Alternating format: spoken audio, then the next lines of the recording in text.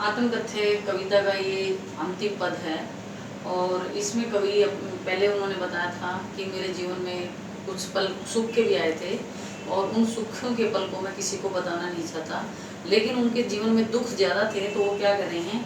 मिला कहाँ वह सुख जिसका मैं स्वप्न देख कर जा गया, आलिंगन में आते आते मुस्कुरा मुस्कुरा कर जो भाग गया।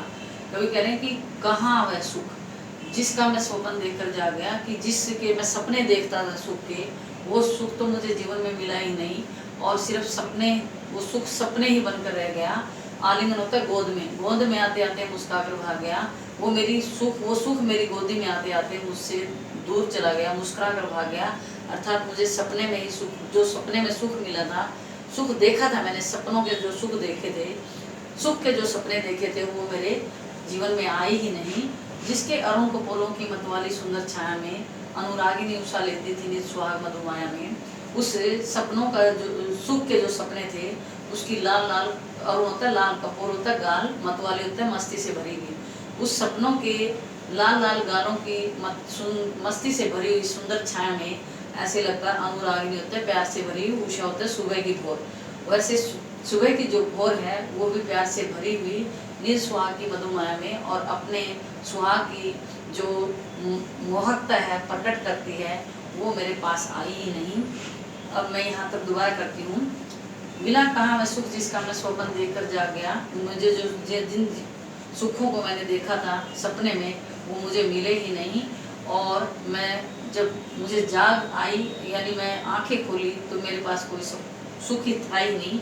वो ऐसे लग रहा था मानो मेरी गोदी में आते आते वो सुख मुस्कुरा कर मुझसे दूर भाग गया।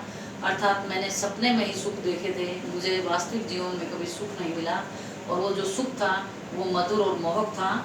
और जिसके अरुण कपोलों की मतवाली सुंदर छाया में और वो सपनों का जो मधुर मनोहर सपने थे उनकी लाल लाल गालों की मस्ती भरी सुंदर छाया में ही भोर की उषा अपनी लाली लेती थी निज सुहाग मधुमाया में, और उसका जो अपनी जो था अपने सुहाग मधुमाया का मतलब होता है सुंदरता।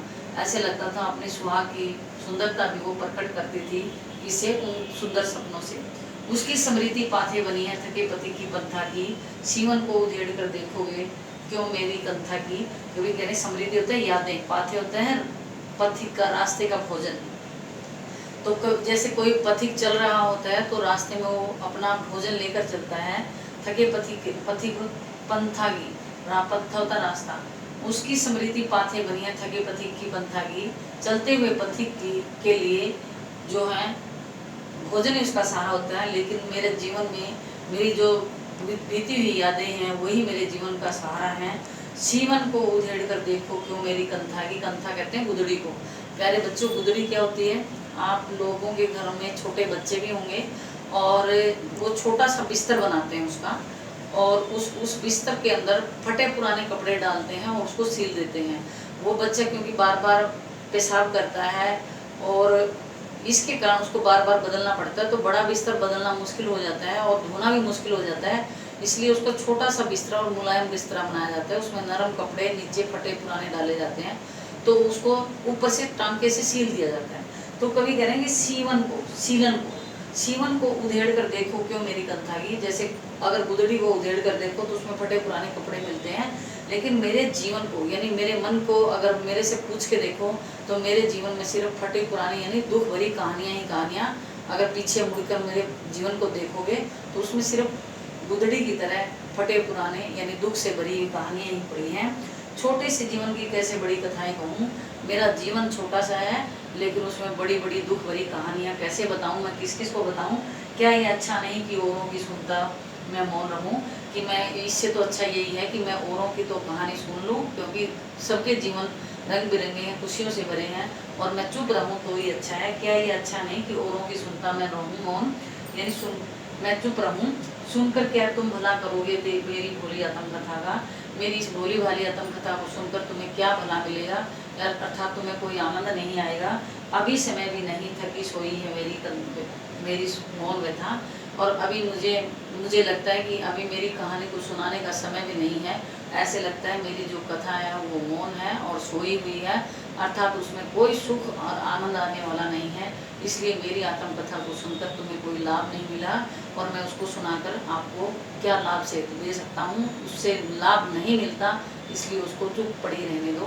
कवि ये कहना चाहता है कि मेरे जीवन की कहानी लिखने से या सुनाने से किसी को कोई आनंद या मनोरंजन नहीं मिलने वाला, इसलिए मेरी कहानी को तो चुप ही पड़ी रहने दो। मैं चाहता हूँ कि मैं दूसरों की सुनूँ, उससे कुछ मुझे आनंद तो मिलेगा, लेकिन मेरी कहानी सुनने से कोई आनंद नहीं मिलेगा।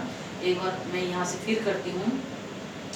जिसके अरुण कपूरों की मतवाली सुंदर छाया में मेरे जो सपनों के जो सुख थे वो लाल बालों की समान मस्ती से भरे हुए और सुंदर छाया से भरे हुए थे, और ऐसे लगता था भोर की जो उषा है, भोर की जो उषा से ही वो मेरे सपने लाली लेते थे, और निज मधुर मधुमाया में और अपने सुहाग की मधुरता प्रकट करते थे।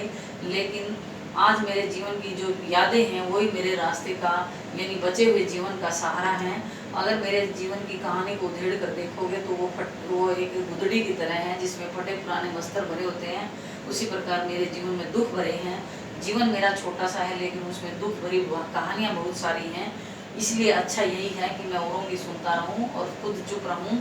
मेरी इस कहानी को सुनकर किसी का कोई भला नहीं होने वाला, और मेरी भोली भाली आत्मकथा है, और अभी मुझे लगता है उसको सुनाने का समय भी नहीं आया है, क्योंकि वो थकी हुई है, क्योंकि जीवन में दुख ही दुख थे। सोई है मेरी मौन व्यथा। मेरी जो दुख भरी कहानी है वो तो ऐसे लगता है सो गई है, अर्थात जैसे सोने पर हमें कुछ एहसास नहीं होता, उसी प्रकार मेरी कहानी को सुनने पर भी तुम्हें कोई आनंद नहीं आएगा। प्यारे बच्चों, ये वीडियो आपको पसंद आई होगी, और पसंद आई है तो शेयर और लाइक करना और सब्सक्राइब करना ना भूलें। धन्यवाद।